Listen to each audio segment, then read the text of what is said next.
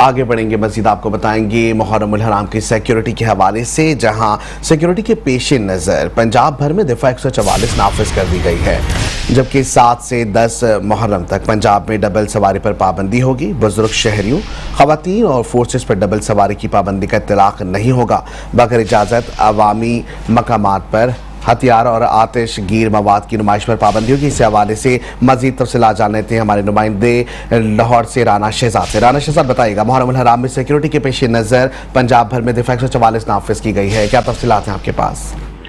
जी बिल्कुल, इसी तरह से मुहर्रम हराम के हवाले से पंजाब भर की तमाम तर सिक्योरिटी फोर्सेज और पंजाब पुलिस की जानिब से सिक्योरिटी प्लान जो है वो तरतीब दे दिया गया है। 7 मुहर्रम हराम से लेकर के 10 मुहर्रम तक जो सिक्योरिटी के फुल प्रूफ इंतजाम किए गए हैं।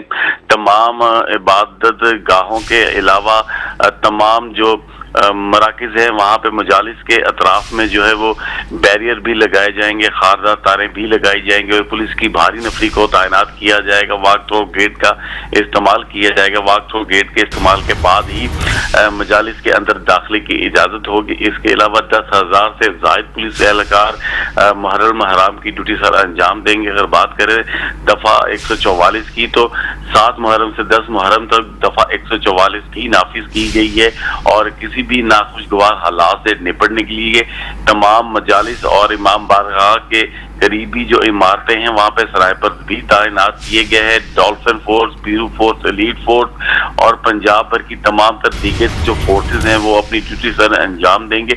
जलूसी जो रास्ते हैं वहाँ की निगरानी के लिए सीसीटीवी कैमरास भी नस्ब किए जा रहे हैं। आईजी ऑफिस और सीसीपी ऑफिस से खास तौर से मॉनिटरिंग रूम जो है वो सेल कायम कर दिया गया है।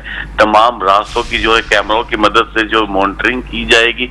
लाहौर में जो कि मुहर्रम हराम के हवाले से सिक्योरिटी की बंदिश और इसके अलावा जो इंटरनेट की बंदिश है उसके हवाले से हतमी फैसला जो वज़ीर-ए-आज़म पाकिस्तान मियां मोहम्मद शहबाज शरीफ करेंगे, लेकिन ताहल तमाम सूबों के जो वज़रा हैं उन्होंने मरासला जारी किया गया है। सिक्योरिटी के हवाले से हतमी फैसला भी नहीं हुआ, लेकिन वज़ीर-ए-आज़म पाकिस्तान मियां मोहम्मद शहबाज शरीफ ही हतमी फैसला करेंगे कि दफ़ा 144 के साथ ही इंटरनेट सर्विस को मुअत्तल किया जाए या बहाल रहा जाए। जी बहुत शुक्रिया राना शहजाद, आप हमें तमाम तफसीलात बता रहे थे।